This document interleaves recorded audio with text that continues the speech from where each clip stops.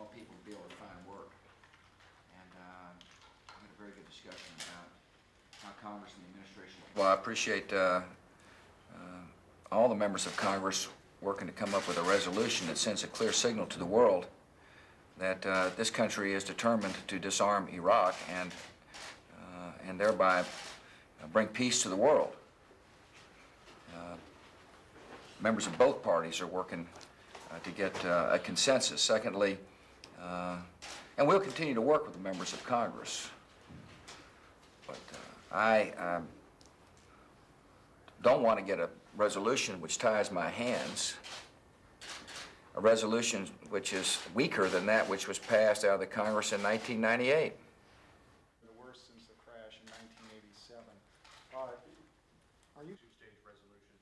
Are you willing to What I won't accept is something that allows Saddam Hussein to continue to lie, deceive the world. He's been doing that for 11 years. For 11 years, he's told the United Nations Security Council, don't worry, I accept your resolution. Then he doesn't follow through. And we're just not going to accept something that is weak. It's not worth it. The United Nations must show its backbone, and we'll work with members of the Security Council to put a little calcium there. Put a calcium in the backbone so this organization is able to more likely to keep the peace as we go down the road. Are you suggesting But, the French proposal is weak? You disarm, and we'll disarm you.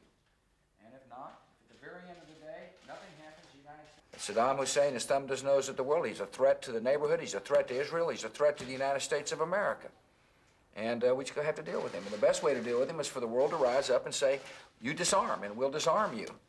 And if not, if at the very end of the day, nothing happens, the United States, along with others, will act. Thank you all very much. Mike. Thank you all very much. Mike, thank you.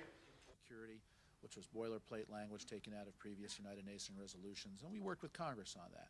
We'll continue to work with. The President still believe it is. The President has not made any decisions about military action or what military option he might pursue, and so I think it's impossible to speculate. I can only say that the cost of a one-way ticket is substantially less than that. The cost of one bullet, if the Iraqi people take it on themselves, is substantially less than that. The cost of war is more than that.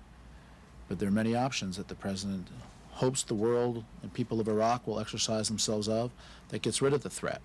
But it's impossible to say what the President's options are militarily from a price tag because he's made no decisions.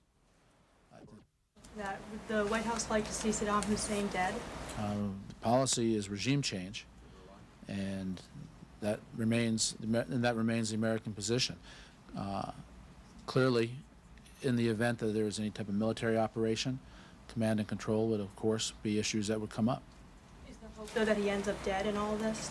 Regime change is the policy in whatever form it takes. I just want to read.